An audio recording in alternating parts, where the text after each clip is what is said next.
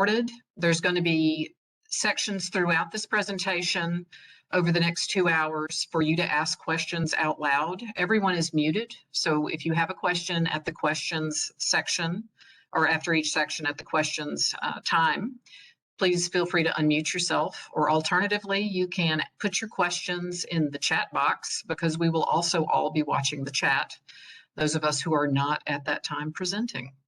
So feel free to open up the slides, print them off. They're all relevant to this presentation. Those are the slides from this morning. Thank you very much for being in attendance. And with that, we're going to go ahead and get started.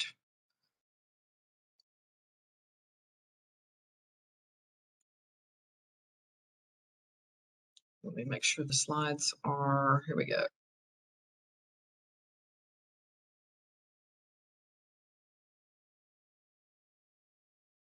All right, I'm going to tee up and make sure we're sharing again, the proper thing. I see there might be an audio issue. I saw that in the chat. Brian, would you check that out, please? And also testing. Can you hear me? Or because sometimes folks, it's a microphone thing. If there is a call-in number for this as well, I'll ask Brian to put that in the chat as well with the number and the passcode that you need. So welcome to this session. I hope everybody can see the slides. Please stay muted. You were muted upon entry. There's mute controls. Thank you, buddy. If you have any questions, chances are a whole bunch of other people have those very same questions. You can type them in the chat box, or you can ask at the noted pauses for questions between the sections. If we can't get you the answer, we'll get you the answer as soon as we can. Online access to the webinar will be at our North Carolina Emergency Management Public Assistance website in the next few days. This is our agenda. Again, the slides are in the chat. If you'd like to open them up, follow along, print them off, and make your notes, please feel free. For this afternoon session, it is going to be a repeat of the morning session. We have an announcement coming up. After this session is over with, we'll collect the emails. Thank you for putting your emails and your organizations in the chat, so it better helps us understand who's attending. On procurement and contracting, Kate Van Tall will help us better understand or review, if we already know it, 2 CFR 200 and what that means when FEMA money comes to town for a federal disaster declaration. If there are any state agencies on here, state agencies do not have to follow 2 CFR, but the rest of us do. So we're going to touch on that today, but have more in-depth conversation on the 3rd and the 11th of August. Registration is not required. And again, another announcement will be going out for this. The presenters today are Kate. Shonda is attending Director Sprayberry's retirement, Deborah, Brian, and myself. So introduction to public assistance. Just the quick facts. FEMA Public Assistance is a reimbursement program. All eligible subrecipients are submit their costs, for which FEMA and the state reimburse. There are times when you need the funding expedited. We'll touch on that a little bit. To obtain the public assistance, your county must be included in the state's public assistance federal declaration. An individual assistance declaration is separate. Costs from damages are quickly submitted to county emergency managers. Know your county emergency manager, that's important. And if you've hit your county's threshold, then your county should be added, and sometimes counties are added on some days or even weeks later if the costs can be validated by the state and FEMA that you've beat that threshold. A request for public assistance in FEMA Grants Portal is required. It's formal, and it must be done within 30 days of the declaration date. The state public assistance program is something that exists in state law. There are requirements that you have to have either $10,000 in damages, or you have exceeded 1% of your general operating budget. The county lead or the local government must notify their North Carolina Emergency Management PA team lead or PA leadership for the damages. That contact information is included in these slides. Also, private nonprofits are critical and non-critical in FEMA land. And private nonprofits that are deemed non-critical but essential will need to submit additional proof of their to push through with eligibility, and that includes showing that you're a bona fide 501c3 or 501d, E, or F, or private nonprofit certified with the North Carolina Secretary of State. We'll get on that. We'll touch on that a little bit further as well. Also, non-critical private nonprofits need to submit their a request for a SBA loan. Don't have to take the loan, but we're going to talk a little bit later about why that loan number matters, whether you take it or not. Responsibilities. We all have responsibilities during a federal or state disaster declaration. These are FEMA's charts. We'll start at the top. FEMA, of course, is the lead agency. They provide the most funding for most hurricanes, unless the damages are so much that this percentage is higher, as with COVID. For most hurricanes, FEMA will pay 75%, and the state of North Carolina picks up the remaining 25% cost share. That is not common at all. I think maybe there are 5 or 6 states in the United States, with territories and tribal nations considered. There are very few states that pick up that remaining 25% cost share. We have done it historically for many years, and I understand that we will continue to do so in the foreseeable future. The recipient, the state, is responsible for making sure that the funding obligated by FEMA gets back to you as a subrecipient after you are approved, being an applicant. And you can submit a request to be an applicant of the FEMA Public Assistance Program through Grants Portal at any time. You don't have to wait for a disaster. We'll get on that as well in just a moment. You as subrecipients need to be documenting your costs. You need to be able to prove that you've been maintaining the facilities that you own. You need to make sure that you've got information already gathered for quick submission into FEMA Grants Portal. We'll go over those items as well. You'll also submit a request for reimbursement, also called an RFR, to us with the state at NCEM. NCEM is the designated agency of record to manage the FEMA Public Assistance Funds on behalf of the state of North Carolina. At the bottom of this page, you'll see the eligibility pyramid. This is also a FEMA diagram, or a FEMA graphic rather, that helps us better understand how FEMA does this. Number 1, at the bottom of the pyramid, the base is, are you an eligible applicant? Next, are the facilities that have been damaged, or are the damages that are costing you funding eligible for FEMA public assistance? Is the work that you're doing eligible for FEMA public assistance? And finally, are the costs reasonable and necessary, and is all of it directly related to the disaster that has been declared? We're going to go over this in more detail in just a few minutes. The countywide damage cost indicators and the state cost indicators have gone up only slightly. These are still based on 2010 census numbers. Each county, it's at $3.89 times your 2010 population.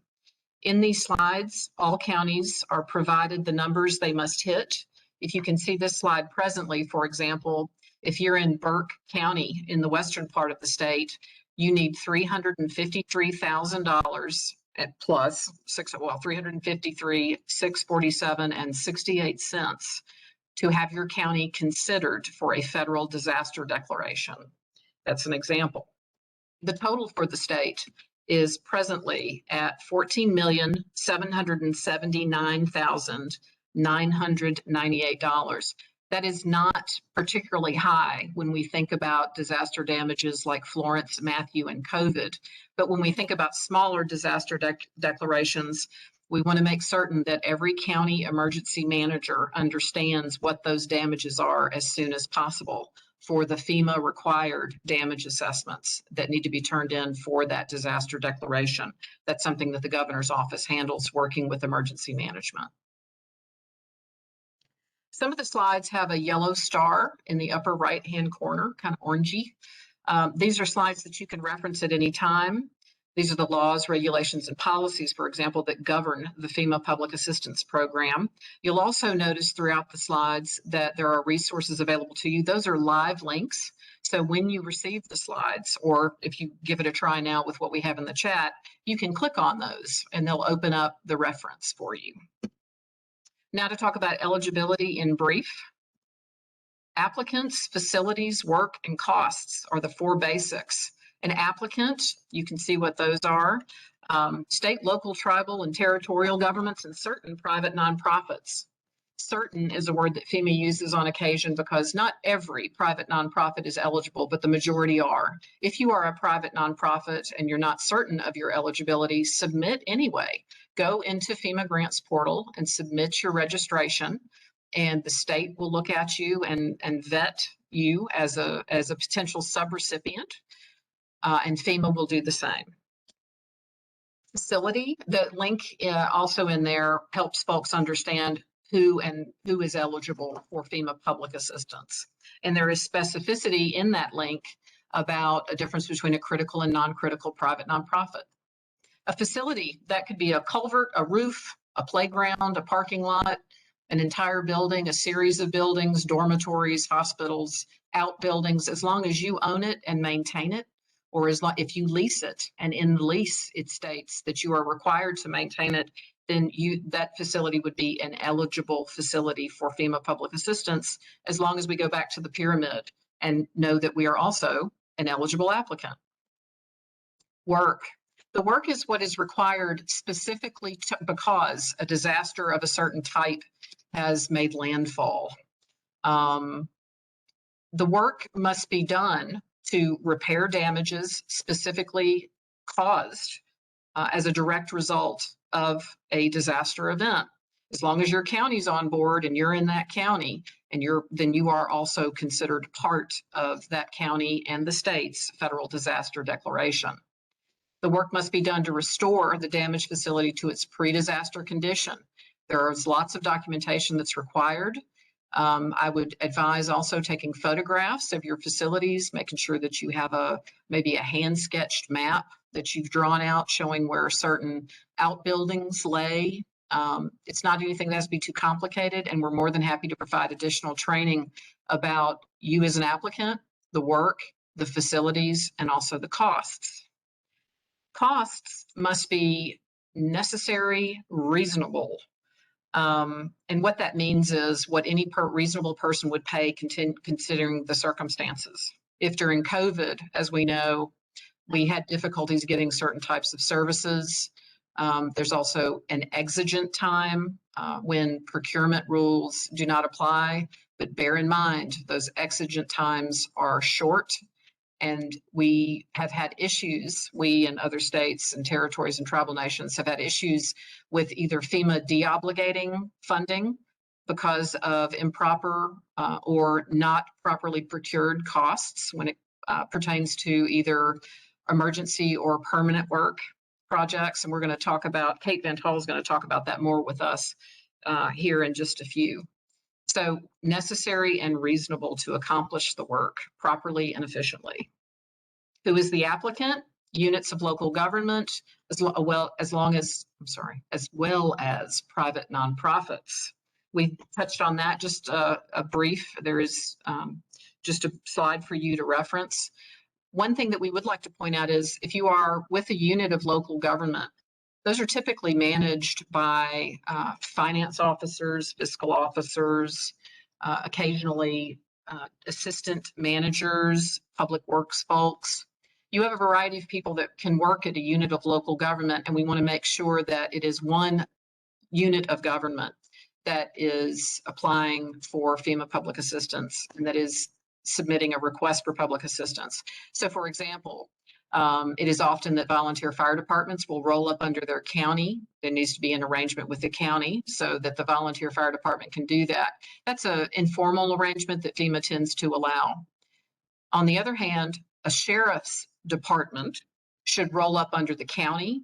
A public works department under a city is not their own applicant. They should be rolled up under the city. So the city is responsible submitting all those costs. If we think about Orange County, North Carolina, OWASA, the Orange Water and Sewer Authority, they are their own special government, so they do apply separately. Electric cooperatives are their own applicants, and if you ever have any questions about your eligibility, please reach out to your grants manager or their team lead. The links for that are also provided in the slides. Just an example of what public entities and private nonprofit entities can be eligible. Again, not sure your private nonprofit qualifies, please register anyway.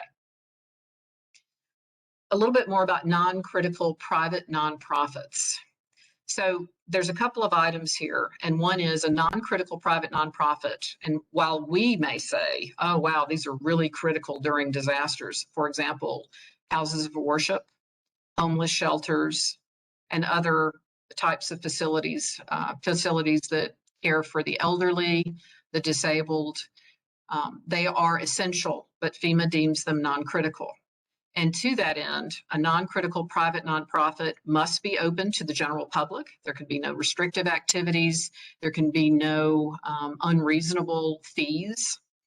They need to be owned. The services provided need to be something that is documented in a charter or bylaws. Those are additional documentation that you will provide to FEMA in FEMA Grants Portal.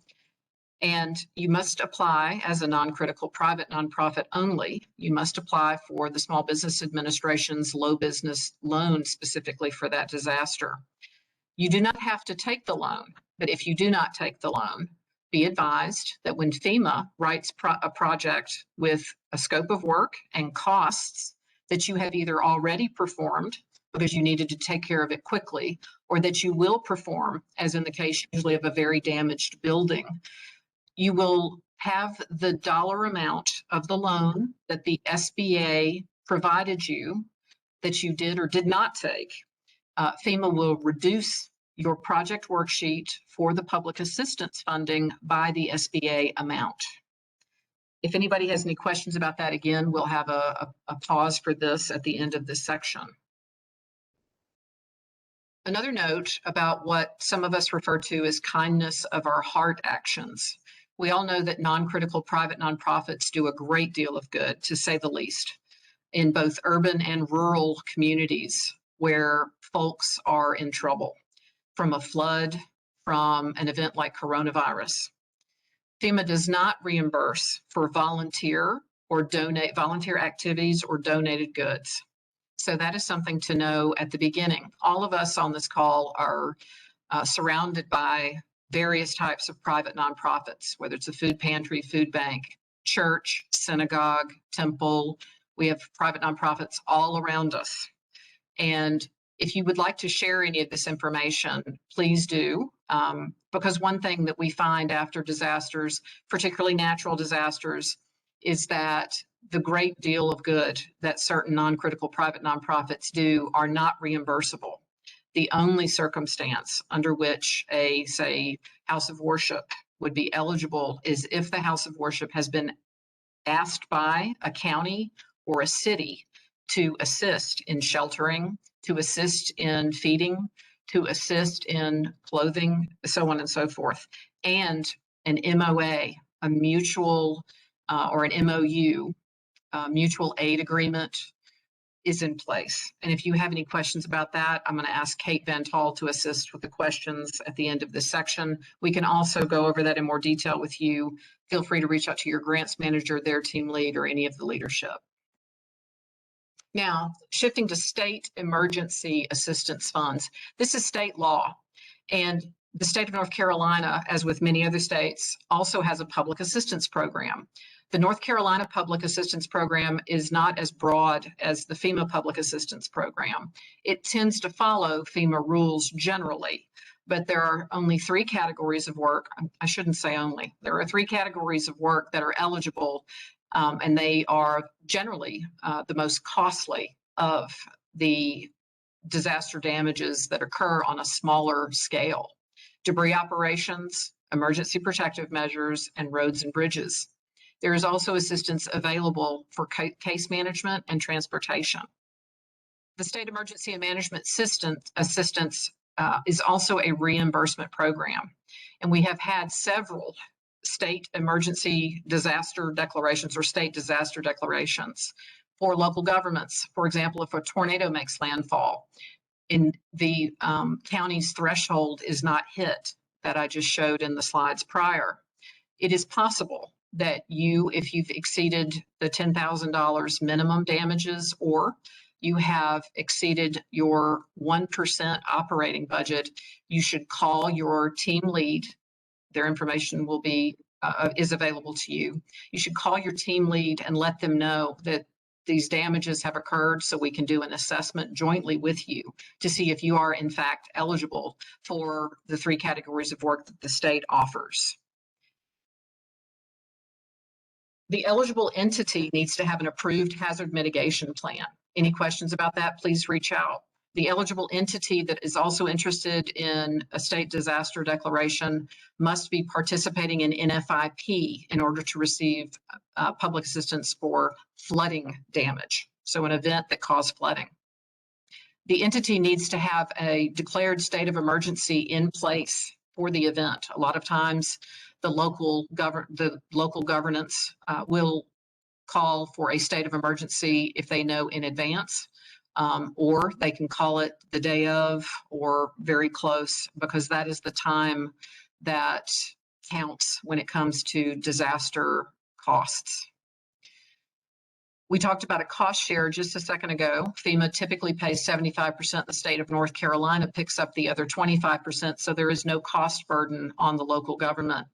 In the case of a state disaster declaration, of course, that is a little bit separate.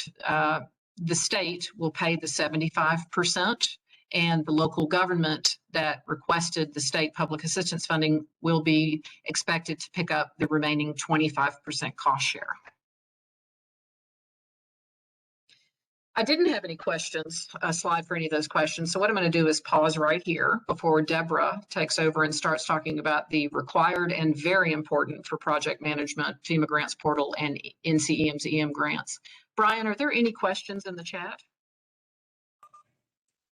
Good afternoon, everybody. Currently, the only question that we have had is just making sure that everybody's got audio. I know there's been a few issues. Hopefully, we've gotten those straightened out. And making sure that everybody does put their name, agency or organization, and their email address in the chat, so we can make sure that we do get these out. But we will go ahead and post the link again as to where they will be available. Otherwise, there's no other questions. Thanks, Mary.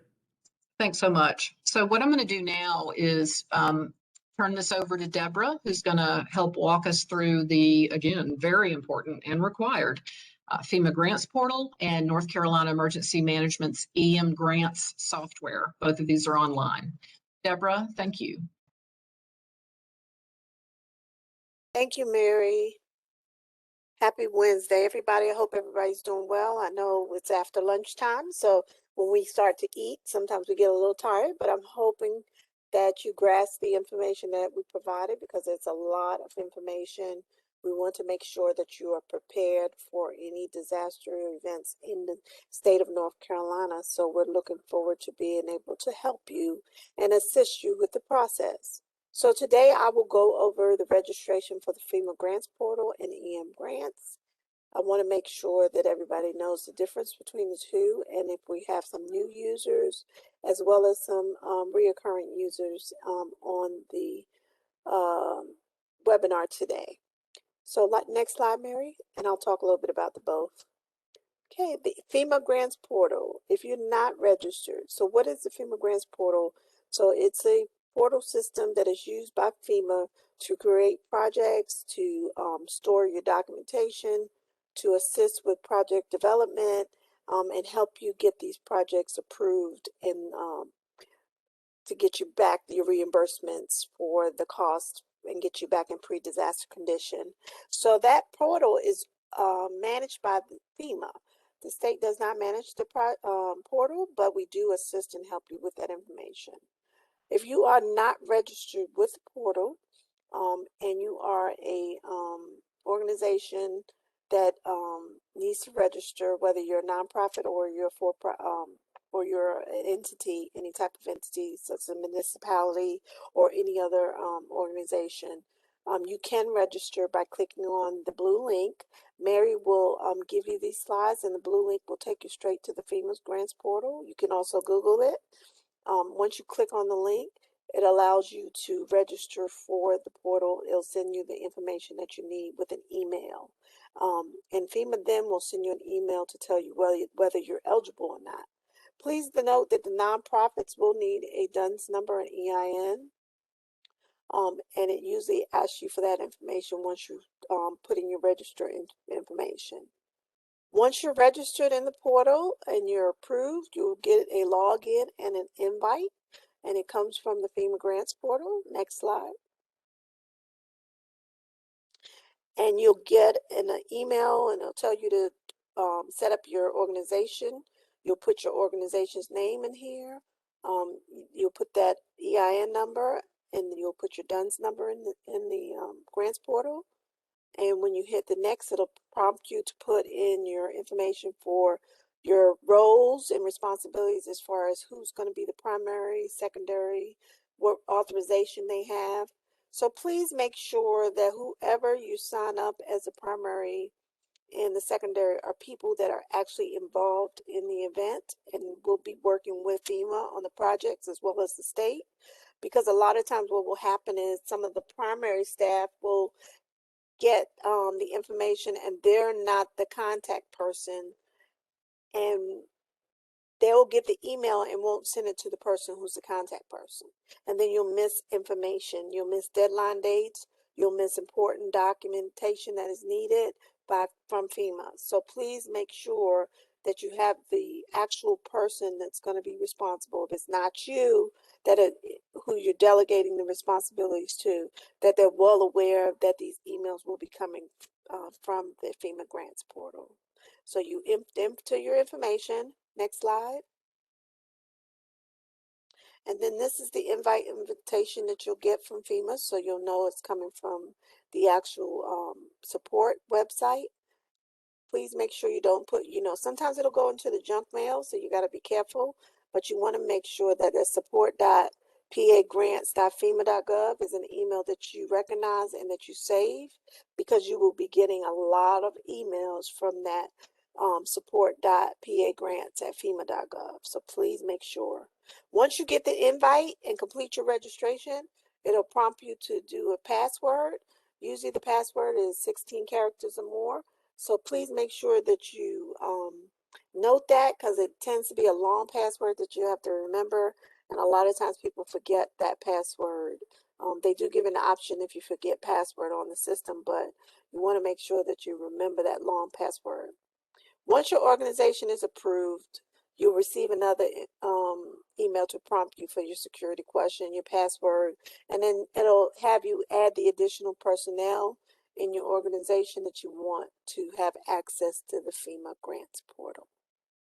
Next slide. Once your organizational profile is set up, your organizational profile should look like this.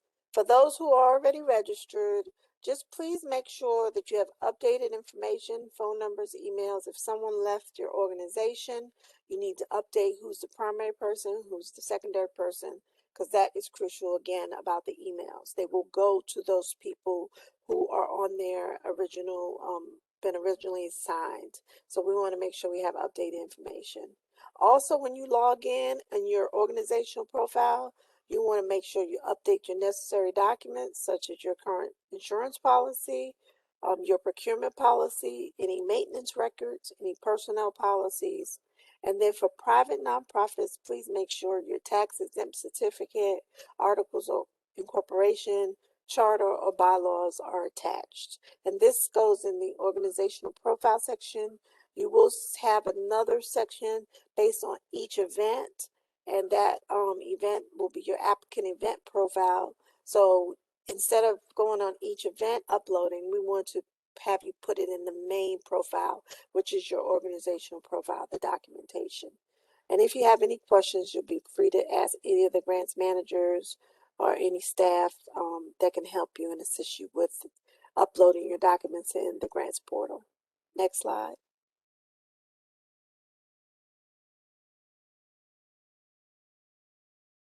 So I mentioned earlier that we have two records of systems, the FEMA Grants Portal and EmGrants. FEMA Grants Portal is managed by FEMA, while the EmGrants Portal is managed by the state. For those who are new, this is nice because this will be new for you all. This is an automated system. It's user-friendly. It's very transparent. For all of the folks that have been on the call and that have not been involved in EmGrants but have done previous work with the state, we have an automated system now for record of payments. It's time sensitive, it's updated information, and very transparent for your organization. So if you have not used it, you'll love how you get to see all the information on your reimbursement request and other various actions. Next slide. So this EmGrant system is managed by the state. Main thing happens with the portal is most people, when they get approved by FEMA, they'll get an email saying your project has been obligated, and they give you the amount the obligation is, and then you want to know, well, how do I get my money? That's pretty much what most applicants ask. Where do I go, and what I need to do to get our reimbursement funds back now that FEMA has approved the project? Well, the EmGrant system will assist and help you with that. You can do your request for reimbursement on the EmGrant system. It'll assist you with time extension. So if you need time extension for projects that you can't complete within the time frame that is required, there's scope of work changes if you have to make changes in your project. Closeout requests for final approval. So after your projects have finished, we do what we call a closeout and final inspection. That can be done through the EmGrant system. And then the quarterly reports. If any of you all were in the past on in the program and you worked with the grants portal before, but you had to send monthly reports to the grants managers, you don't have to send monthly reports any longer to the grants managers. All you have to do now is send and upload your information on the quarterly reports through EmGrants. So it's, like I said, very transparent, very easy to do. You don't have to worry about the monthly reports anymore. So that's a nice feature in EmGrants. And you can also do appeal requests. So I know there's a lot of information to consume at one time, but your grants manager or your team leads in your region will be glad to help you and assist you with any questions about the EmGrant system. Next slide. So once you get the link for EmGrants, you can click on register if you have not registered already. The same thing applies for the EmGrant system. If you have any updated information for your organization, your primary and your secondary contacts have changed, or anyone has have left the organization, please make sure you delete and have those folks removed. Make sure that the right contact person is on there, because it's crucial to your business operations that you receive the emails from us that come through EmGrants in the FEMA Grants portal. So you click on the registration if you're brand new, and then you'll get to the next slide. And your organization should automatically show up on the pop-up list. This generally happens when FEMA approves your organization in the grants portal. We automatically get that list. We upload it in EmGrants, and then your organization is here so you can register. If your organization's name is not in the system, generally it could be one or two reasons. FEMA has not approved your organization yet, or there may be a glitch and maybe we need to add your name in the system, but generally it's the information is accurate. So you're going to select your organization and put your title, your email, phone number, select your organization. Next slide. This is what your organization will look like in EmGrants. So if you see the slide, you'll notice that you have your grant number, you have your organization's address, make sure that information is correct. It usually has your FIPS number, which is your PAID number, and that's the number that is assigned to you by FEMA. So you'll always have to recognize that number. You also have your projects. So if your projects are obligated, you'll see the amounts of the projects. You'll notice what's paid and what's unpaid, and then you'll try to figure out, well, hey, how do I get paid? Well, that's when you go back to reimbursement requests and we assist and help you. There's some tools on the EmGrants that'll help and assist the applicants on how to request the reimbursements. So all of that's done right here, transparent, and you get to see all the information. You get your progress reports on here. You do all your appeals here. So this is a nice way and a streamlined way of working with the grants managers and getting your information into the system so you can get paid. That's the main thing. The other thing, just be mindful that sometimes FEMA will ask for documentation and the state will ask for the same documentation. We get a lot of questions from applicants to ask, well, I just put it in the grants portal. Why do I have to send it to you all? One, we don't manage the grants portal, so we can't verify the documentation. And two, we want to make sure the information is accurate. So since we manage the EmGrant system and this is the actual record of payment, we want to make sure all the documentation is uploaded in here. So we may ask for duplicate information. So please be patient with us. It doesn't read each other because, like I said, there are two different systems. They're managed by two different people. The FEMA portal, again, is managed by FEMA, and the EmGrant system is managed by the state. So just be mindful that we may ask for some duplicate information that has to be uploaded in the EmGrant system. Next slide. So keep in mind that you must register in the grants portal for your projects, to build your projects, submit projects and costs, and any activity goes through the grants portal when you're working with FEMA. And then the EmGrant system is your payment management system, and it's an online portal for you to request the various actions such as your request for payment, time extensions, scope changes, project closeouts, and appeals. All of that can be done in the EmGrants questions system. Questions? Questions? I don't see anything in the chat. Brian, do you see anything? No questions in the chat at this time.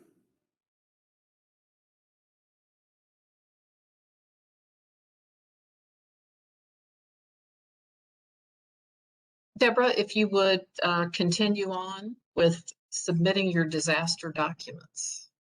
Okay.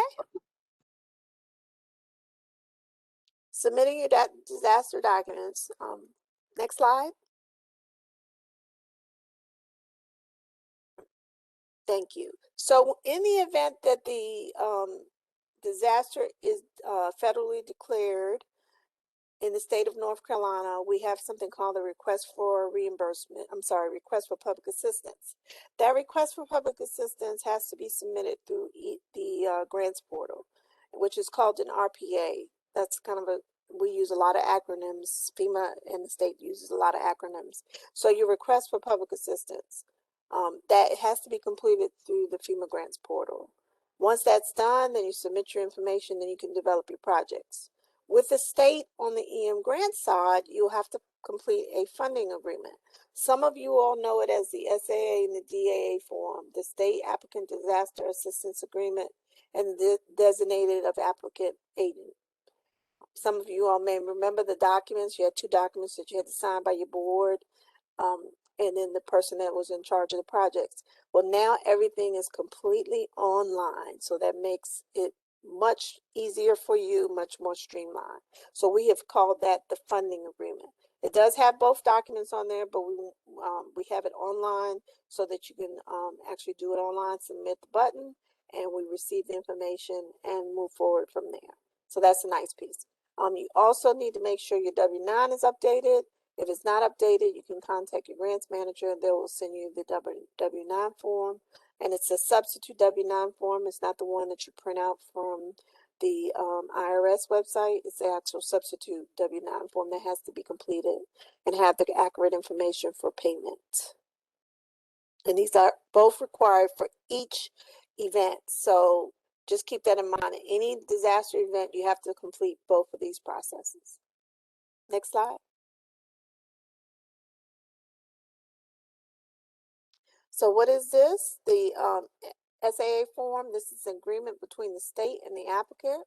You'll need to make sure you have your tax ID number because that information has to be on the form. So remember how you needed that for the grants portal. You'll need the same thing. The EIN number is the same as the tax ID number. You'll need to have that information for the SAA form. How do you get that funding agreement? After you log into the EmGrant portal, you are going to go online on the EmGrant system and make sure that after you submitted your RPA and it's been approved, you can access it through EmGrants. How do you submit it? Submission of the funding agreement, like I said, was easier. It's a step-by-step process and until you hit the submit button. So it's very streamlined now. So no more paper with our systems through the EmGrant system. So that's the nice thing about that now. Next slide. The same thing for the DAA form. And I'm using the acronyms because some of you may be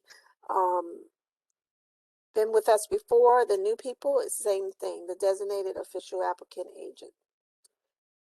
So this is an organizational personnel between the two primary contacts and the signatories for the applicant. So please make sure those people who sign are actually the people that are involved in the process, because it's you know, gets, like I said, same thing with those emails. If you don't have the right contact person with the emails, it makes it very difficult. So please make sure that you have that information. And everything is done through EmGrants. EmGrants is the record of system for this documentation for you to receive your payments. And if you have any questions, please reach out to your grants managers in your region, because each grants manager is assigned to a region. Next slide. For private nonprofits, I mentioned that a little bit earlier, but you must have a copy of your tax exempt form, the IRS letter showing your tax ID information for nonprofit, or the state Secretary of State letter, or proof of ownership, or legal responsibility. So that proof of ownership includes a deed or the legal responsibility, like a lease for facilities. That lease for facilities also must make sure that you are responsible for any damages to the facility. That needs to make sure you're clear about that, because that's a crucial part of the reimbursement request, and we can talk about that a little later. Your P&P documents, same thing, articles of incorporation. You'll need your charter or your bylaws, and then any educational facilities must also show the proper accreditation. Okay. Next steps for FEMA. So FEMA, you will be assigned, if once your RPA has been submitted and it's been approved by FEMA, it will automatically kick off a task, and you'll be assigned what they call the FEMA Program Delivery Manager, or they call them the PDMGs. So get familiar with some of the acronyms, because you're going to see that a lot. They're going to say, oh, a PDMG is assigned to you. Well, that's the FEMA Program Delivery Manager. That person works for FEMA. They're going to help you with coordinating your collecting your documents, coordinating your projects, submitting the information in the grants portal for you. So they will help you with that process. Your PDMG will reach out to you and explore and discuss the damages. And the state will be there to support you as well. Your grants manager will be there to support you as well. And then once you have met with them, you have a recovery scoping meeting where more damages are detailed. And there's a little bit more process, but we're going to go just kind of high level today because there is a couple more steps that are involved. But we're going to make sure that you as an applicant, especially if you're a first-time applicant, that you understand the process, and we're here to help. On the state side, the steps for us is you're going to confirm your registration through the EmGrant system. You're going to get assigned a grants manager, and that person will reach out to you for each event. And then if you have any questions about the program, anything regarding to questions that the state's portion can help you with, even with some of the questions with the FEMA process, the grants managers are the ones that you should be able to ask those questions. Next slide. And this is helpful. So something that we always ask the applicants to make sure that you're prepared prior to an event or even after the event. You want to create some folders. You want to create categories of work. You want to make sure that you have all your documentation. And I know when the event happens, you know, things you're worried about how you're going to get your community back to pre-disaster condition. You know, how you're going to get the water out of the streets. I know you're more concerned about that, but we want to make sure that you get those reimbursements back as well. So keep good records, keep your receipts, you know, keep your contracts. Kate will talk a little bit about procurement. So you want to keep all of those things, your personnel policies, your invoices, proof of payments. You want to have all that stored, so when FEMA comes in, you actually can say, here's the documentation. I have everything in a folder for you. So that is really very helpful and crucial to your process with getting back your reimbursement requests. Next slide. And there is an audit process. If you get any federal funds, there's a $750,000 federal award. Any awards that you get, you will be, and there will be an audit, annual audit. So you will be contacted by your grants manager, and you'll be notified when those audits come up, and you'll have to have your documentation that they request. Any single, on the state side, any single state's audit for state funds are $500,000 or more. So that's why it's crucial to have all your documentation in place. Next slide. So remember to register for the FEMA Grants Portal. Submit your RPA through the Grants Portal. And then submit your funding agreement through the EmGrant System. Questions? I know it was a lot of information. Looks like a question just came into the chat box here. Question is, anything due for disaster documents or other sections of the NCEM portal that is peculiar, additional, unique for COVID-19 non-congregate shelter for people experiencing homelessness? City of Asheville contracted with 4 different vendors and was not involved in the direct service delivery. So that's a great question. It sounds to me like the city of Asheville put out a bid for contracted services with 4 different vendors and awarded the contract to 4 different vendors. If you are paying for non-congregate sheltering and the services that are being provided are at your cost as a local government, as a county, and that is your responsibility to assist with non-congregate sheltering, then you don't have to submit anything but your reimbursement request after FEMA obligates the funding in FEMA Grants Portal. And as Deborah mentioned, the people who are registered in FEMA Grants Portal as primary and secondary, sometimes there's 3 and 4 in addition to 2. Sometimes there are 10, it depends on the size of the local government or the private nonprofit for that matter. But for circumstances of non-congregate sheltering, we're talking about local governments and county governments typically.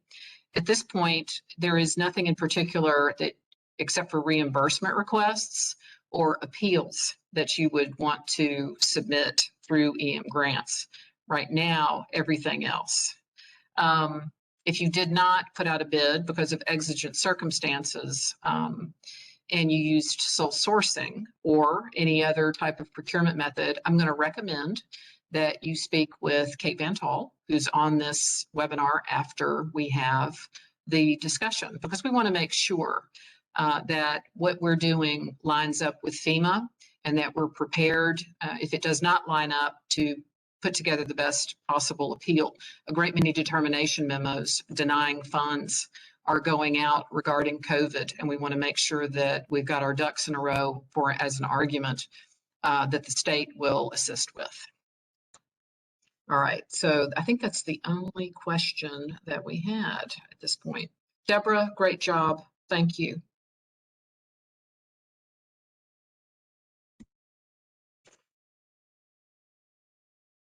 We're going to transition now into work eligibility.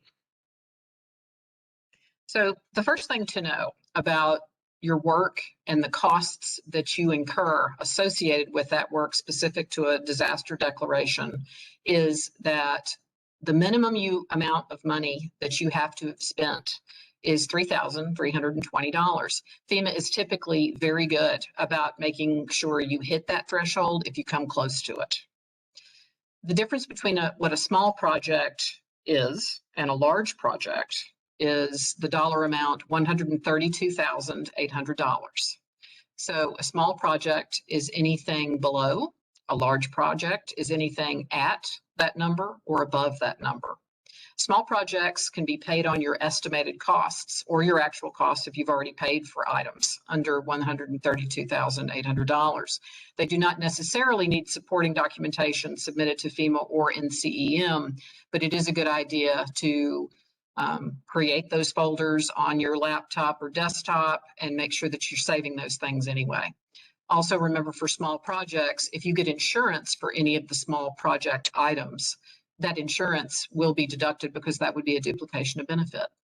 For large projects, FEMA now defaults to what's called a fixed cost offer. Brian, I believe, may discuss those a little bit more in depth a little bit later, but a fixed cost offer as the default means that FEMA is expediting their process. It's supposed to be a good thing, but some of us are used to being reimbursed on invoices for actual costs. That still occurs, but now if you accept that fixed cost offer and a year goes by, you've had a extension request, or 2 years goes by and you've had to request a time extension for additional time to complete the work, and the material prices have gone up, a fixed cost offer does not get you any additional funding if you need it. The good thing about a fixed cost offer is if you accept it, if the numbers look reasonable to you and you think you can do the work in X amount of time, where we're not going to have surges in, say, prices of metals or wood, or the labor is going to be available and you're not going to have to ask for time extensions. If you know you can get that work done and the number looks good, a fixed cost offer makes sense. You get to keep the additional funds for another related public assistance project. Just with large projects, you've got to make certain that all of the documentation, including any personnel policies, any insurance coverage, and any invoices, contracts, etc., you've got to make certain that you have those available for FEMA, uploaded into Grants Portal. We will also require those in EmGrants, which is another good reason to have a system in place, because you can just drag and drop from one folder on your computer into the two systems that we require that you work with. An expedited large project is paid out at 50% up front, and the remainder is paid with all supporting documentation. Emergency work. Emergency work is the work that typically starts in advance of an imminent landfall, during disaster, after it's made landfall as a direct result of, and in some circumstances can go on for weeks or months after, as is the case with temporary facilities. So if a school building was destroyed, FEMA may fund a temporary facility until the permanent work is completed on the destroyed building for that school. You see here with debris removal, Category A, and emergency protective measures, Category B. And when FEMA shows up, it's Cat A this, Cat B that. So I tend to keep a printout of these things nearby. But for Category A and B, you have 6 months to complete the work. For Category A, debris removal, overtime and regular time is eligible. It used to be that you didn't get regular or straight time for debris removal, but we have been able to do that since Matthew. There was a pilot program in place. The pilot program was accepted. It is no longer a pilot. It is now the real thing. So straight time and overtime for your eligible staff. Category D, emergency protective measures. Only overtime is eligible. FEMA may pay both regular and overtime for your temporary staff if you had to bring them on board specifically because of that disaster event. And FEMA has very specific rules about non-budgeted and reassigned full-time staff. Please reach out to your grants manager if you have any questions about that. If you need more time beyond the 6 months, you must work with NCEM to get you that additional time. Permanent work, category C, D, E, F, and G. Category C, roads and bridges. We think that's fairly self-explanatory. And also those would, that category specifies items that are part of the road or part of the bridge. So for example, bridges may have, of course, the underpinnings with riprap, so on and so forth. So those are, that's category C. Water control facilities. Those refer to dams, dikes, levees, and other water control, well, facilities, as FEMA would call them. Category E, buildings, equipment. That includes furniture, contents. FEMA has even funded for historic records of a certain type to be replaced or to be fixed. It depends on the type. That typically happens sometimes with historic documents pertaining to a county, for example. Utilities, electric, water, sewer, wastewater treatment facilities, power generation, etc., gas. And then parks, recreation, and other is category G. That's a catch-all. There are some items that are not eligible, but we have more specifics in a couple of handouts that we'll provide. If you need any assistance, an excellent resource that you'll be able to access immediately through this live link is with the UNC School of Government about personnel and overtime policy guidance. This is just a repeat of the timelines that you have and why we have those timelines in place and what NCEM can approve and what FEMA must approve. Category Z. These used to be called DAC or direct administrative costs. They're now called CAT-Z or management costs. You can recoup up to 5%. The 5% is not guaranteed, but up to 5% as long as you can show that and have documented meetings, webinars specific to a disaster, not this one, but one we would hold right after a disaster, attending the required applicant briefings that occur after a disaster, the time that it takes your staff to copy, drag and drop, collect, submit, etc. There are other items here, and there are many policies. There's a good policy link that you'll be able to access as well. Remember that just like anything else, your time must also be documented and the time of your staff. Make sure your staff know that. Make sure that the public works folks and others know that what they do specific to a disaster is reimbursable, provided you can prove it and upload it to FEMA Grants Portal. Are there any questions about this section before the next one? Okay, thank you. Mary, so Yep. we do have, looks like a question here. We have been denied some of the COVID-related expenses. Please discuss the appeal process. Okay, that's easily enough done. It's not an easy process necessarily, and Kate Van Tall is going to talk to us about an arbitration option after the first appeal, if the first appeal is lost. The basics are FEMA denies something, and you know this either because your PDMG with FEMA or your state NCEM grants manager, GM, has told you that there's a problem with a cost. And what that specifically means is that FEMA is going to deny something. That denial comes through to the people who are registered in FEMA Grants Portal in the form of what's called a determination memo or DM. Determination memos are never good news. They deny eligibility for something, and it's usually work done and the costs associated. You have the right to appeal any determination memo that you receive if you believe that you can argue it effectively, working with either an attorney that may be on board at your county, or we recommend being able to have access to an attorney. Some do, some don't. We at NCEM with recovery are very willing to assist you with your appeal. What you will do formally is request an appeal after a determination memo is received to FEMA Grants Portal. You're going to download that DM. You are going, or we can also access it. While you as applicants cannot see what each other is doing, we with NCEM as well as FEMA can see what's going on with you. So you can leave the determination memo, but it's always a good idea to download it, save it to that system you've got on your computer, and provide it to us in addition to a letter on your letterhead that states that you would like to request an appeal. And we within CEM, you're going to upload that to the EM grants section that you have access to. And then, of course, we hope we'll be talking with you about it before you submit for your appeal through to EM grants so we can work on it together. I hope that clarified. And then we with NCEM take your request and write our letter of support to you in turn. It's very important to try to reference policy, regulations, or the law. And we're glad to help you with that because we know that disasters aren't going away. So the more armed we are with information, the better.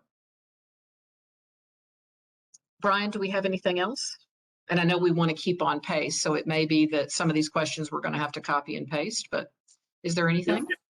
We do have another question that came in about volunteer fire departments. Can you restate where they can report Cat A under the county or equipment usage? Sure. In fact, Brian, you have experience with this, as do all of us on this call. So would you like to take that? Because I know oftentimes volunteer fire departments will roll up under the county. Would you explain that?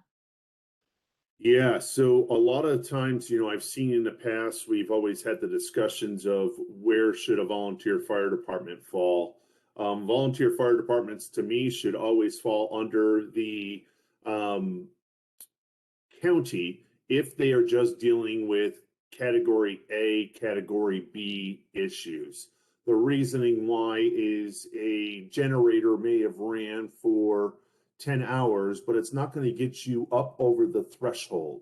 But if we combine all of their projects for volunteer fire departments into one Cat B under the county would be the reimburser of that, and then we would reimburse the county, if that makes sense in the way that would work. So again, if you have category A, category B work as a volunteer fire department, you should fall under the county, and it would be almost like you invoice them for your time, your equipment.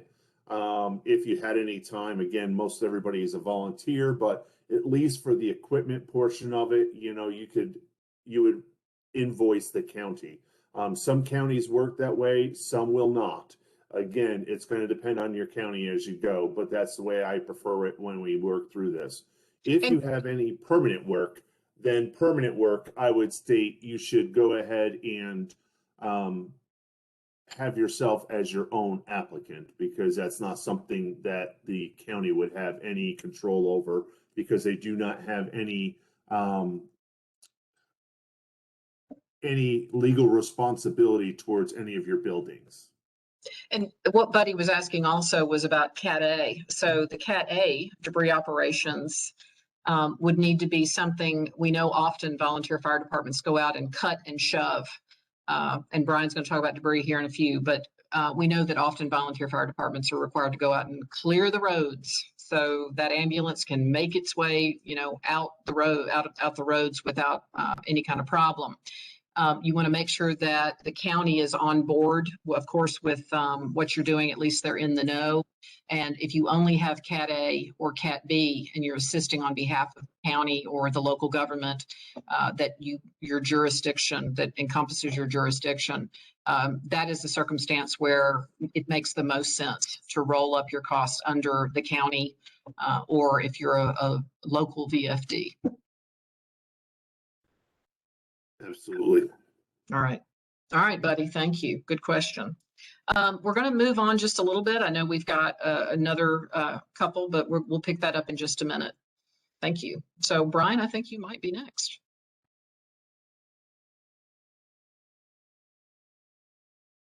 Not me. but I can certainly take it. Would you mind? That'd be great.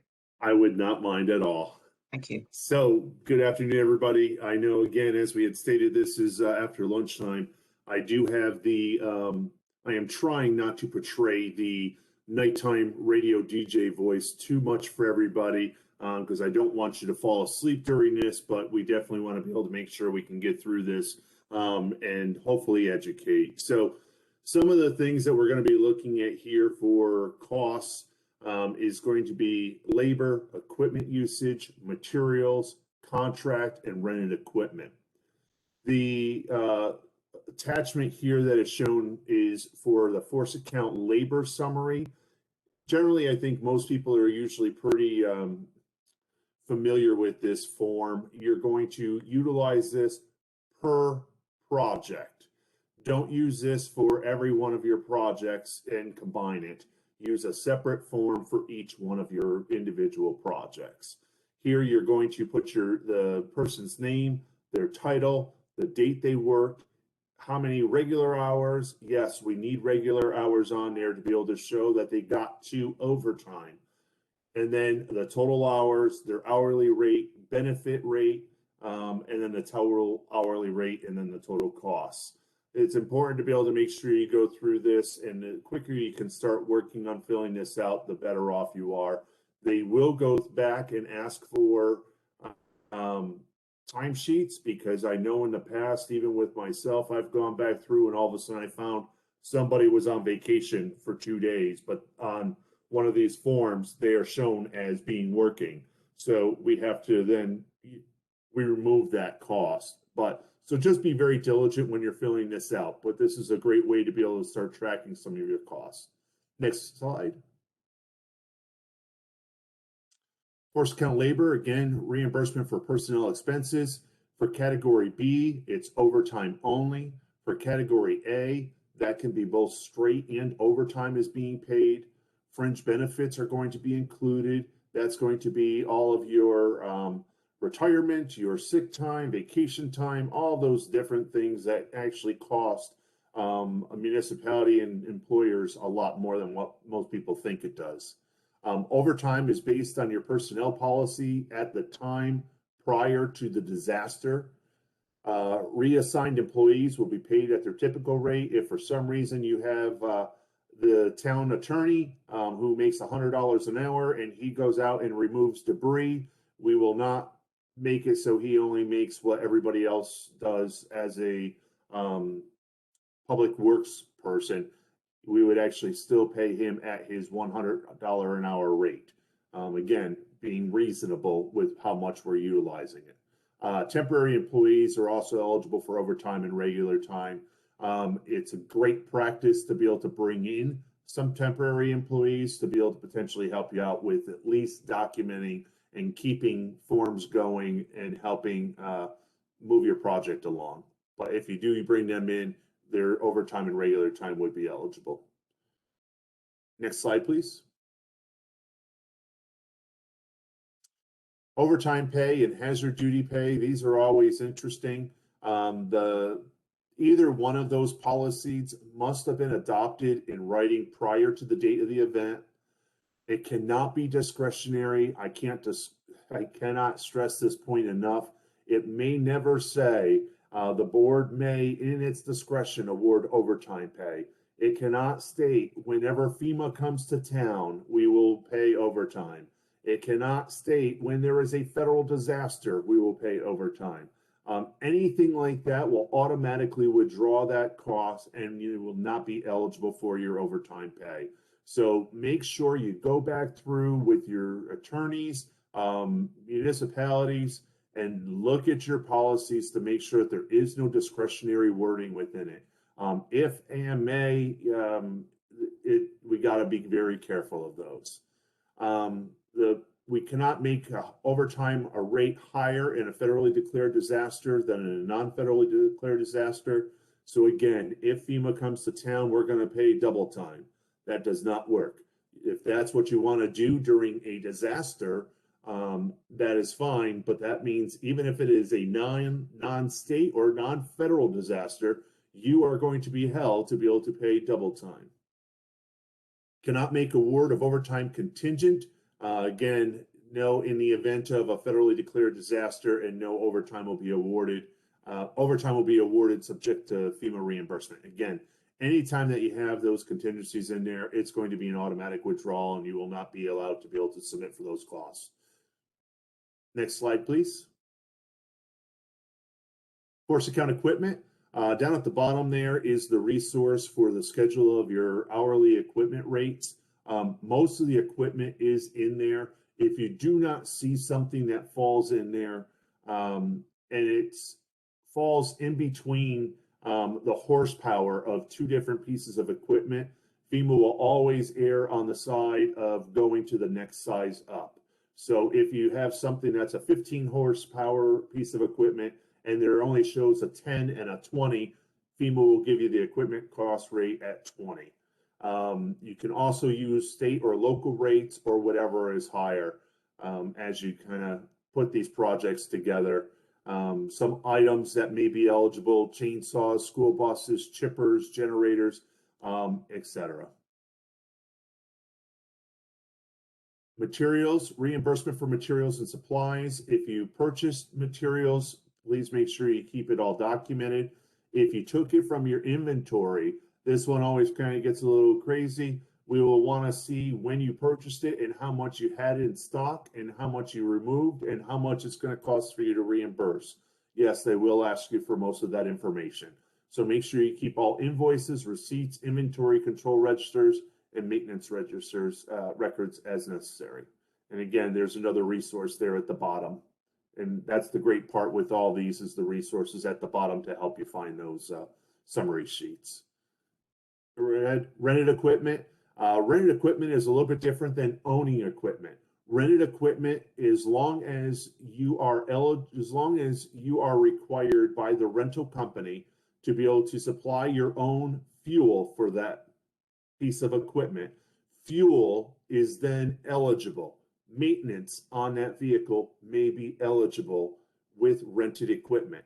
It is not eligible in your own force account equipment, because in the equipment cost codes, they already have factored those pieces in. So yeah, so if you were to go to that equipment hourly, FEMA hourly equipment rates, it's already going to have your maintenance in the fuel or gas that you would be utilizing for those pieces of equipment. And then rented equipment is got the summary there if you need to. Again, make sure you keep your rental agreements so we can see if it is your responsibility for fuel and maintenance, and make sure you hold on to your receipts and any additional costs. Next slide. Contract work. Reimbursement available to hire contracts to perform eligible emergency protective measures. You can use temporary employees on your payroll. They are not part of your force account labor. Make sure before you are awarding any contracts or doing any work, really in general, we should be making sure that you're checking sam.gov. There's a resource link right there. Document your procurement process for all contracts. If you made 3 phone calls, just document on a piece of paper. You made 3 phone calls. These are the 3 places you called, and these were their quotes, or this is what they said. Make sure that you document as much as you can as you go through this process.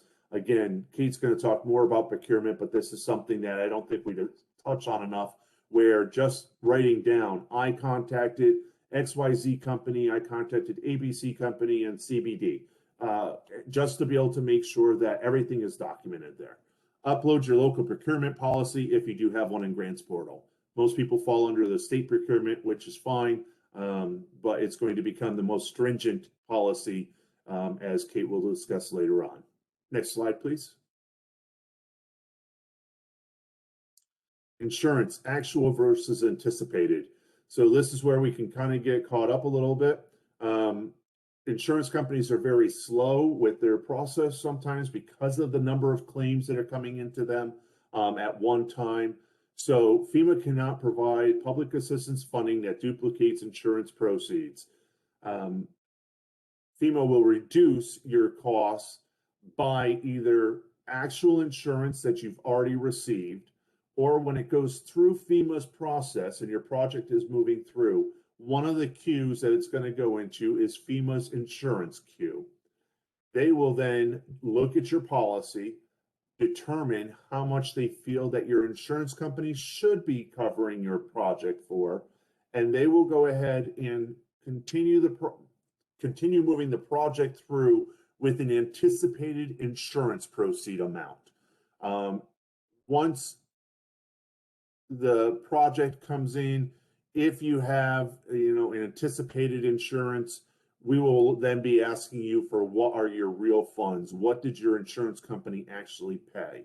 FEMA requires the applicant to take reasonable efforts to pursue claims to recover insurance proceeds that it's entitled to receive from its insurers.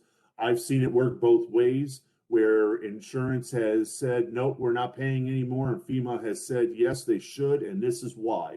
They've gone back to their insurance company and explained it to them, and they got more money from their insurance company.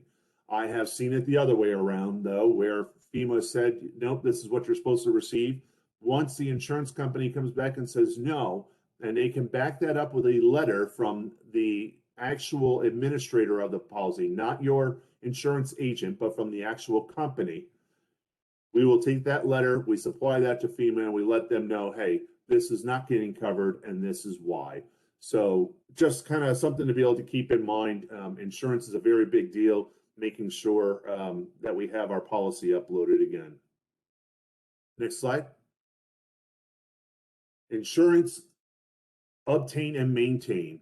This can get, again, kind of tricky. When FEMA provides an applicant assistance for their permanent work to replace, restore, repair, or reconstruct or construct a facility, they may require an obtain and maintain for insurance as part of the insurance requirement. By law, applicants must comply with the requirement as a condition of FEMA assistance. FEMA applies this requirement to buildings, contents, equipment, and vehicles. FEMA does not require applicants to obtain and maintain insurance for temporary facilities. So here, if you had a project for $2 million, your insurance company only covered $1 million, FEMA may then say, we will pay you the other $1 million, but you are now going to increase your insurance because federal dollars have gone in and helped repair your facility. So now, before really the state, we pay you, you should have already acquired and obtained a new policy for a total of $2 million potentially. If for some reason it may work on the other side where we need to just maintain a policy, meaning FEMA will tell you that you can never go less than what you're covered for now, and that is part of their maintain. So again, talking with your FEMA rep and your state reps is very beneficial, because if you do not obtain and maintain, it could reduce or make any of your projects potentially ineligible in any other disaster that may happen at another time. Next slide. Duplication of benefits. Again, FEMA will not reimburse for expenses paid with any other funding sources. Keep track of your expenses. Keep track of the expenses that have been paid for with other funds. Document insurance payments, and be prepared to demonstrate no duplication of benefits if requested by FEMA or requested by OIG. And everybody knows who OIG is for the most part. If you don't, it's the Office of the Inspector General, and they go around and like to do nice little audits. And they will sit down in your office for weeks and expect all kinds of information. So again, please make sure you're very careful with your expenses. Next slide. EHP, Environmental and Historical Preservation. My thing here is making sure that we are checking with our federal partners, our local and state partners as far as environmental laws go. There are lots of executive orders that will have to be potentially executed. So if you have an executive order, I think it's 11-899, which is your floodplain, meaning that you can't stage or put anything in the floodplain, you will just need to write a letter stating that we did not do this and we complied with all of the executive order. You may need to make sure that you have conversations with SHPO, DEQ, obviously, Fish and Wildlife. There's many, and I don't want to go through them all, of different agencies that you need to make sure that everybody's working through. Does anybody have any questions so far? Any questions in chat? No, I don't see anything. And one thing I do want to, before you head on into debris land, one thing I do want to say is when FEMA shows up, they show up with a lot of folks with them. So FEMA has their own insurance department. FEMA has their own legal department. FEMA has their own environmental and historic preservation people. What Brian has been talking about is vetted by those FEMA specialists, not just, quote, just by your PDMG. But if you have any questions about the process, please do reach out to us as well as your PDMG. I don't feel that you need to answer anything unless you understand it. So FEMA will lead the way and NCEM will be beside you. Brian, thank you. Perfect. And if I can, just on that point, if for some reason our staff cannot be beside you during a meeting and you do not understand something, jot it down. Please contact your grants manager, contact your team lead to be able to make sure that you get the questions answered appropriately. So that way we can help you understand what it is that's happening. But very good. On to alternative projects and mitigation for PA. Next slide. So alternate procedures, also known as a 428 project. These words are interchangeable. Alternative project or procedures can be an improved or alternate project. As of Florence, when we started with Grants Portal has it so every time that a large project is sent through the system where it is work not complete, it is going to be offered to you as a fixed cost estimate or a 428. What that means is that as a capped project, once you accept it, you will not be able to go back and ask for additional funding. So with that, these grants can be great if we are going to, work off of this fixed cost offer, or if we want to consolidate multiple permanent work projects, or if we're looking to be able to take some mitigation funding or take some excess funding that may be in that project to be able to go do other FEMA funded PA eligible projects, such as a 406 mitigation potentially. Maybe you want to increase the culvert size, something. This is an opportunity for you to be able to do that. I just caution everybody to make sure that you are very careful with these, because again, if you accepted this project 2 years ago and couldn't get to it till now, there has been almost a 30% increase, if not more, in wood and steel prices. FEMA will not reimburse you because of the increase in inflation. FEMA will only reimburse you up to the cost that you have signed on and accepted. Next slide, please. So as I had stated, all large projects now receive a fixed cost offer from FEMA. The fixed cost offers are in a default in the grants portal. You have 30 days to accept or reject this fixed cost offer. If you do nothing for that 30 days, it will revert back to a standard lane project. If you reject the fixed cost offer, it will revert back to a standard lane project. What is that? Standard lane project is where we are going to have a bunch of documentation at the end of this. I am going to look at what you actually spent and make sure everything was reasonable and within the scope of work. And we are going to pay you based on your actuals. So if there is an overrun or an underrun, we could either add money or take money away from your project, but we are going to make you 100% whole hoping that everything is eligible at that point.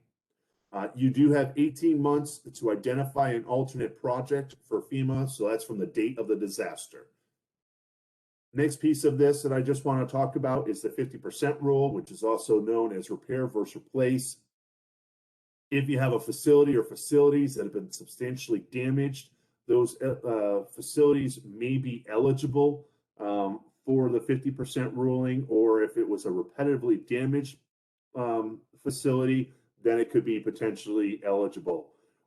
If we see that you have projects where there are substantially damaged buildings, and it has to be a building, it cannot be a component, so it has to be the building, we need to have that conversation right away to be able to start talking about how do we get to the 50% rule.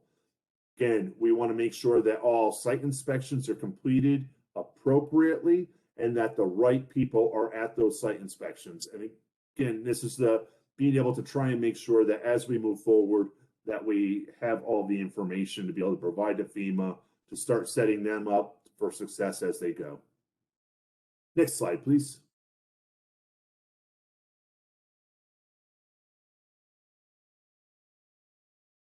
.406 hazard mitigation. This is always a great opportunity to be able to make something bigger, better, stronger after an event. 406 hazard mitigation is only for mitigation efforts that have to deal with damages from that disaster. So it cannot be, oh, we were damaged in Florence, we're now in Isaias, we want to get 406. Nope, if you have damage from Hurricane Isaias, you will get, we can work on doing 406 hazard mitigation for just that project. In this pictures, you can see how the roadway gave out. 406 mitigation was able to help by putting in a retaining wall to reduce that from happening again. So there's 3 ways to be able to have this happen. We can either get to the 15% ruling, which means that if your hazard mitigation, what you're looking to be able to do is not within the Appendix J, then you would be eligible for up to 15%. So if you have a $100,000 project, we'd be able to get you another 15% on top of that for hazard mitigation. The next way is if your hazard mitigation is listed in the Appendix J, then we could get you potentially up to 100%. So if we have a $100,000 project, we could potentially get you another $100,000 for your hazard mitigation. The last way, which is a very difficult way to be able to get to hazard mitigation funding, is through a benefit cost analysis, or a BCA. This is going to be taking in a lot of different measures and looking at how they match up to be able to show FEMA that what we are asking them to be able to do for mitigation is cost effective. And again, that's a little bit more of a challenge, but it's something that we can definitely look at if it's necessary. Generally, number 1 with the 15% and number 2 with 100%, those are our biggest ways to be able to get mitigation funding moving forward for your project. Next slide. Here's another photo where we had a walkway that was flooded. We had done an elevation project with mitigation funding. Now, obviously, it still looks really nice. They did a great job with this, and hoping that this will never flood again, as long as it doesn't get up in that area. But knowing that area in Rocky Mount, that doesn't really flood as often as most other places. So next slide. Does anyone have any questions, anything within the chat? Brian, there's nothing. Yep, nope, got nothing. We know that in the past, particularly, 406 mitigation should always be considered for every permanent work project that you bring to the table. We don't want to leave dollars off the table when it comes to your permanent work projects.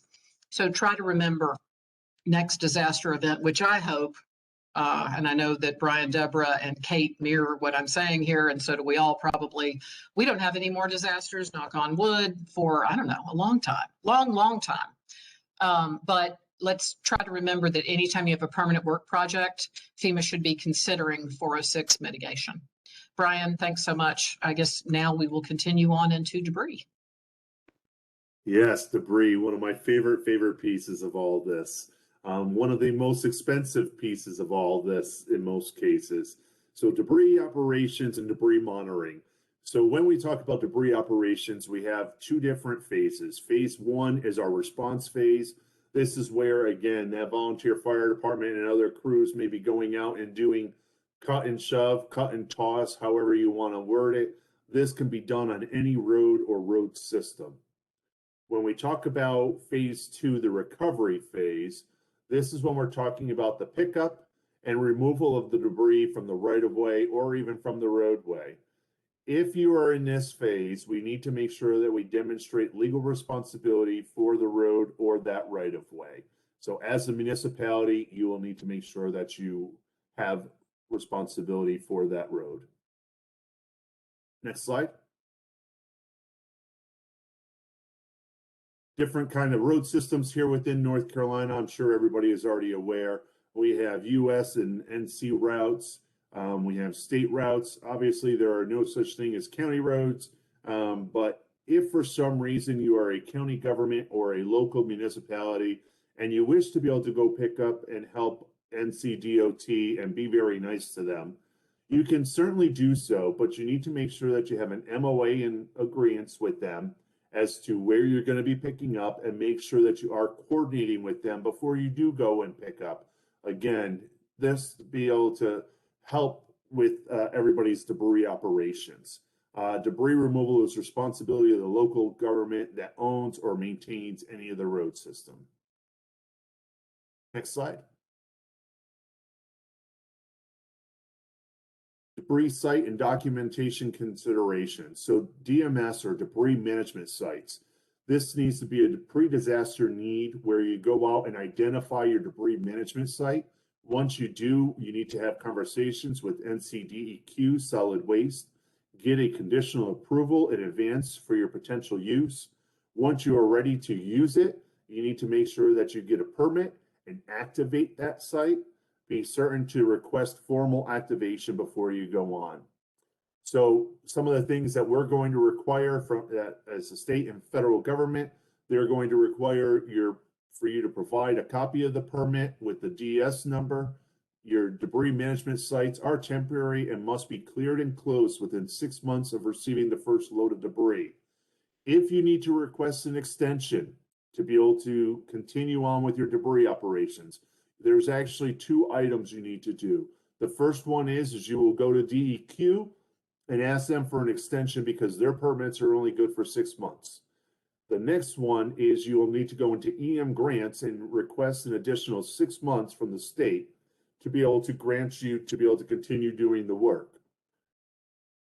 After 6 months, if for some reason it takes you longer than a year to be able to get everything from cradle to grave, meaning all the way to wherever its final resting place is where you will have no more contact with that debris, if for some reason it takes more than a year, then we will have to request that extension through FEMA. But we will do that again still through EmGrants, but the state cannot grant the approval. We have to ask FEMA. FEMA PA now allows for applicants to be reimbursed for straight time labor as well. And down at the bottom is your resource for NCDEQ solid waste. Next slide. Debris monitoring. Applicants must monitor the debris location and quantities that are being removed. You can use force accounted labor, staff, temporary hires, or contractors. Monitor all pickup locations, reduction and disposal locations. Document eligible pickup locations, permit information, and who managed what. Document quantities either through cubic yards or tonnage. Make sure you use a load ticket system to quantify each load and track from point of pickup to the DMS site or landfill. Quantities reduced at DMS or the debris management site and loads hauled from the DMS to final disposal. Need to make sure that there's a monitor and a tower at the DMS sites. to quantify loads coming in and verify trucks are empty upon departure. And be sure to monitor your monitors. So I'm going to go on to a quick little tangent here. If you are an applicant in a local municipality and you're using your own force account labor and equipment to pick up debris, you still need to monitor. If you have a contractor that you have picking up your debris, you still, as the local municipality, need to monitor. If you hire a contractor and a monitor, you still need to monitor the monitor that is monitoring the debris contractor. What does that all mean? I've used this before in the past. It seems to kind of get to people and make them understand. If you're a parent and you send your child out to go wash your car, you just don't leave them unmonitored. You still will go out and you will check on their work and what they are doing, making sure that they're not, using dirty water all over the place or whatever it is. Just you as the applicant are the sole responsibility to be able to make sure that you are monitoring all operations throughout. So hopefully that makes it easily enough for people to be able to understand, but that's what we need to make sure of. There is a FEMA tracking log there for monitoring.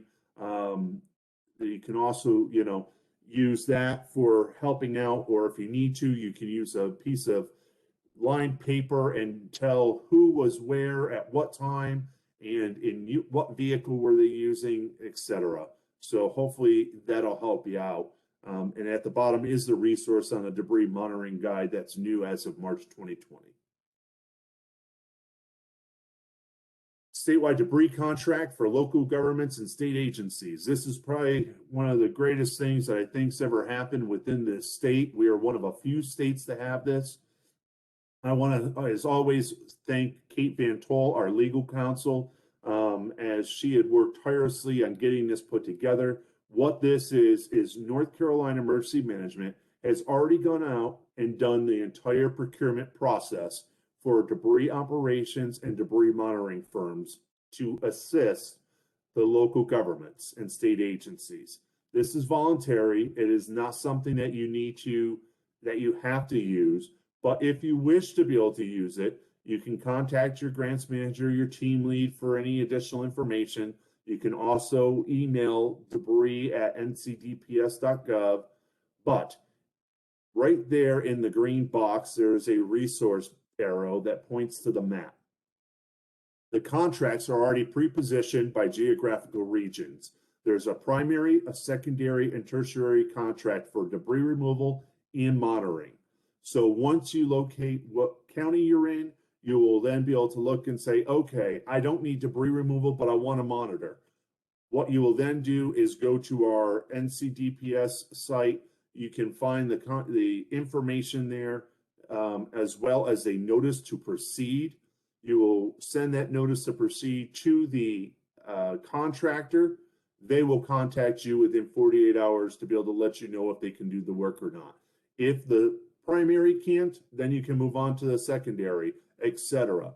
So this is, again, you don't have to go out and procure anything. Nothing additional needs to be done with the exception of filling out a notice to proceed and telling them it's time to go. Once they do, all expenses are paid by you, not by the state, and they are reimbursed by FEMA. Next slide, please. Eligible debris examples: downed trees, hanging limbs, stumps, upturned root balls. I'm going to move a little quickly through some of this. Make sure that you are GPSing these downed trees, hanging limbs, stumps, upturned root balls. Be careful before you start removing upturned root balls, just because of the fact that EHP has a field day with those. Same thing with stumps. If it's a stump that is not hazardous, do not remove it. We can talk about that when we get there. Same thing with an upturned root ball. Just because of the fact that 10% of it may have fallen out does not mean that you can remove that root ball. Again, please talk with us before you do anything. EHP can say that a project is not eligible because you removed a root ball that did not meet the requirements as far as the PA guide goes for debris. Sand, mud, rocks, soil, building components, lab equipment, household appliances, and electric equipment. Please make sure that those things are kept separate in your temporary debris management sites. If you have sandbags that you've used, EHP is going to need to know if they got wet, and if they did, where did they go for their final resting place. Again, that'll be part of our debris and knowing where they finally went. Debris removal from private but ungated and accessible communities that has received approval by FEMA for reimbursement must still be the applicant's legal responsibility. If you have a gated community, we need to have you submit a letter of responsibility and a letter from the Department of Health stating that there is actual life and safety issues if this is not removed. We will submit that to FEMA's federal coordinating officer. They will make the determination and approve it, and if approved, then those costs for the pickup will be eligible. Last thing I'll say about this is making sure that you do put a timeline on residents as far as putting out their debris. If you leave it open-ended for an extended period of time, we end up paying for a lot of stuff that was never involved in the entire operation or the entire disaster. They found a tree that they didn't like, they cut it down themselves, they brought it out to the road, and now it's, part of the debris. They had housework that they were trying to get done, things in their shed that they didn't want anymore that they've been storing for 20 years. They finally have an opportunity to get rid of it, they're going to. Just please monitor this as much as you can. And again, keep your timeline in check so that way they are not having that much time to go around and just start finding every little thing that they can to get rid of. Next slide, please. Some ineligible debris operations or examples is having debris on vacant lots, forests, and heavily wooded areas, unimproved property, unused areas and farmland, no commercial property debris or industrial parks, no construction debris, and that's only if there's a contractor on site and they are actually doing work to a home there specifically. No normal garbage. Any debris that lands on an improperly permitted or unpermitted site needs to be left there. Demolition of commercial structures, underground structures such as wells, tanks, swimming pools, shelters, and removal of driveways, concrete pads, slabs, and foundations. If you have vehicle and vessel removal that needs to happen, which does happen a lot more than I'd like to tell you, it may be eligible if ingress and egress to public use areas is blocked, meaning that it's creating a life and safety hazard. The thing that we would have to do is we would have to ask the field coordinating officer through FEMA to approve it. So again, we'd have to write to them a letter, have a letter from Department of Health stating that it is a life and safety issue. If they approve it, then we can go ahead and start removing those vehicles or vessels. The biggest issue there is having the actual responsibility to do that, because again, unless you have contacted every one of those potential owners of those vehicles or vessels, most of the time you can't do very much. Next slide, please. Top disaster debris issues: improper procurement, failure to ensure proper permitting, not documenting.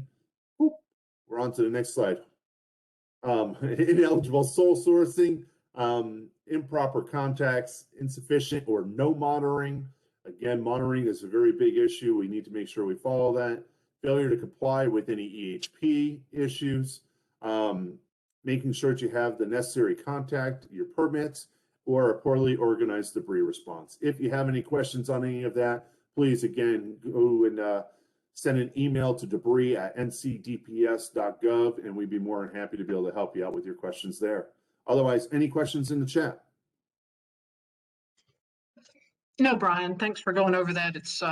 It can be a very dry topic, but you hit it nicely, and I'm sure everyone is appreciative. I always am as well. One thing I'd like to say is if you're on the webinar and you have not already, please add your email to this chat, or you can email one of us for the slides. These will all be provided along with the recording after this presentation. Kate, you almost ready? I'm ready. Okay, that's the boulder of denial. because of bad procurement, the boulder of denial. Hey, got It's you more a time than hard one last to time. cross. Absolutely, I'll take it. But it is still running short, so it is my goal to get everyone out of here on time.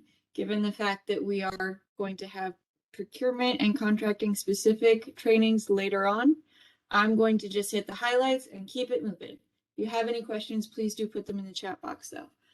So federal procurement is dictated by the 2 CFR Part 200, and the relevant sections are 317 through 326. All local governments need to comply with federal contracting provisions. As Brian mentioned in the top debris mistakes, I think 3 or 4 of them have to do with contracting or procurement. So that just reinforces the fact that failure to properly procure is one of the biggest causes, actually the biggest cause for projects being denied funding. Next slide, please.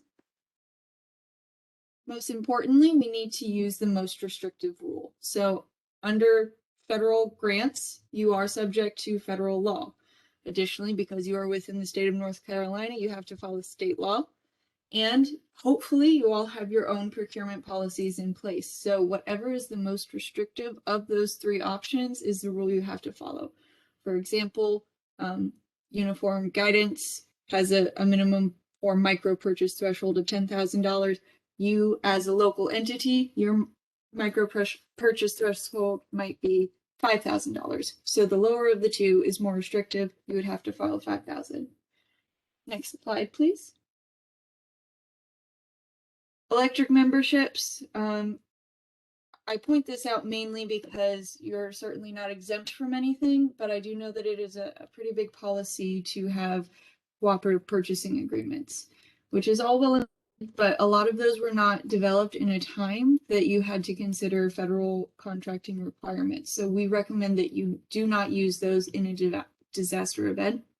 For state agencies, we only have to follow our state rules plus a couple of little extras, such as like contract provisions. And universities that are operated on a state level, like UNC, NC State, you only have to follow state procurement rules as well. Next slide, please. Basic federal procurement requirements. Again, these are some of those things that lead to de-obligations if you don't follow them. So these are kind of those most often mistakes. So ensure that there's full and open competition. Make sure you document your procedures, how you bid it, where you bid it, how often, how long it was out for bid, and your bid tabulation. So why you felt that they were the most qualified. And in that respect, you're going to always want to award to the lowest responsive and responsible bidder. If it is not the lowest price, then you need to justify why it was not either responsive or responsible. Cost plus contracts are never allowed. That is, any federal dollar can never go to a cost plus contract. Time and materials are very limited, and I'll go over that a little bit more later. Make sure, this is one of those things that apply to state agencies as well. Make sure that you include the federal contract provisions. PDAT, which is linked here, has an outline of what provisions are required and even some sample language. You really don't have to make a lot of this up. You just need to make sure it's in there. Make sure that you solicit minority and women-owned business enterprises. In the state of North Carolina, that's very easy because we have a hub website or historically underutilized business. If you post your bid on there, you've satisfied all federal requirements for solicitation. Avoiding conflicts of interest. If your mayor is also the head of a construction company, it might not be appropriate to use that construction company. And everybody needs to pay attention to those moving forward. There used to be an allowable section for geographic preference, but that has been removed. The only real exceptions are in licensing requirements. So if you need an architect to do work, they need to be licensed in the state. Therefore, you can hire a local firm that is licensed. However, one of these big firms might also have license to do work in North Carolina. That's why we can't limit our scope. And then finally, all costs need to be reasonable. Everybody wants them to be reasonable. But if you believe your project is going to exceed $250,000, you need to do an independent price analysis. And you need to document that and put that in your file as well. Next slide, please. Okay. Again, the minority and women business enterprise participation. This is a link to that hub website that I just mentioned. Again, if you put it on there, you're going to be set for federal provisions. And also you really might engage with a wonderful business who you might not have thought about beforehand. So it is a wonderful resource. Next slide, please. Okay, again, cost plus, don't use it. Cost plus contract, if anybody is not familiar, is something where you hire a contractor and they say that they are going to just charge you for the materials to do the work and then tack on a percentage so that way they make a profit. There is absolutely no incentive for them to use cost fiscally responsible materials, because if they use the fancy stuff, their percentages that therefore increased. You can never use these. Time and materials contracts are very limited. Most importantly, in all of this, I want you to remember, if you use a time and materials contract, you have to have a not to exceed clause. That means that if the contractor exceeds that value, they're doing so at their own detriment. Again, these need to be very limited. So one of the most often places we see this is for that phase 1 of debris removal, where it's cut and toss and get everything off the roads, make sure it's clear. Another big one is mold remediation. So when you have mold, if you pop off the wall, you're not necessarily going to be able to know the full extent of the damage that mold is doing. Next slide, please. Again, top 10 procurement mistakes. Document, document, document. Another big one on this list that I don't think we've talked about so far is piggybacking. If your neighbor town has to do similar work to you and they say, hey, we procured this guy and he's doing great work, that's wonderful and I'm very glad for your neighbor town. However, it doesn't mean that you can just say, well, come on over and do ours too.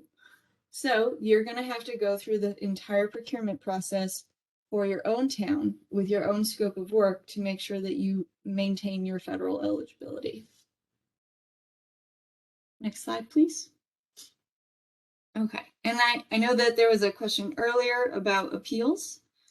So there is now also a more readily used third option. When you receive a first appeal and a response to your first appeal, to clarify, and it is a negative response, if some of the basic requirements are met, such as price tag, it has to be over a certain dollar threshold to make this an option.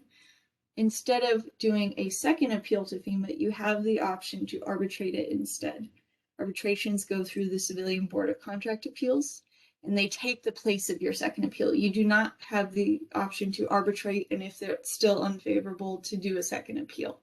This is an either-or situation.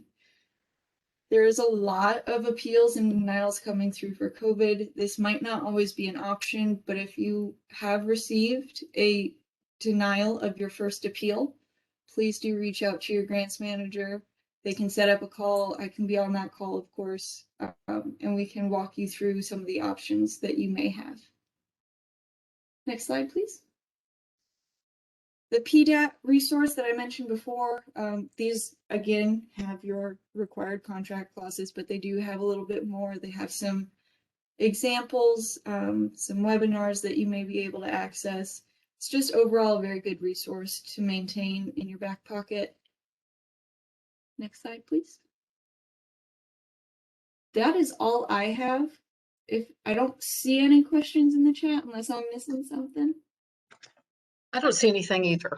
Are there any questions? Okay, Kate, great job. Thanks. Brian, great job. Deborah, thank you so much. I'm going to go ahead and close this out. So we're here to help North Carolina Emergency Management as the grantee of the funds from FEMA that we pass on to you. We want to make sure that we're doing the best job possible under the disaster event. Disasters can go on for a long time, and we want to make sure that you've got your ducks in a row and we have our ducks in a row and FEMA's keeping their ducks in a row. So please do feel free to reach out. You will all receive copies of the slides as long as I have a copy of, as long as I have your email in the chat. We'll make sure to get a copy of these slides out to you and a couple of other supplemental resources that we've mentioned. And everyone already has a grants manager. If you have a disaster going on or not, please feel free to reach out to your grants manager.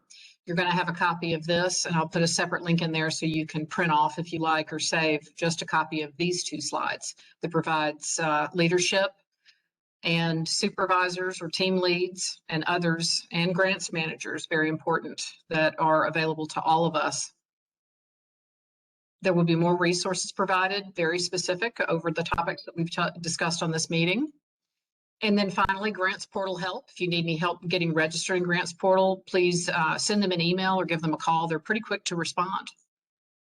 Thank you very much. We appreciate your attending, believe me, and we look forward to getting to know more of you in the future. Thanks very much. Everyone have a great afternoon. Have a great day, everybody.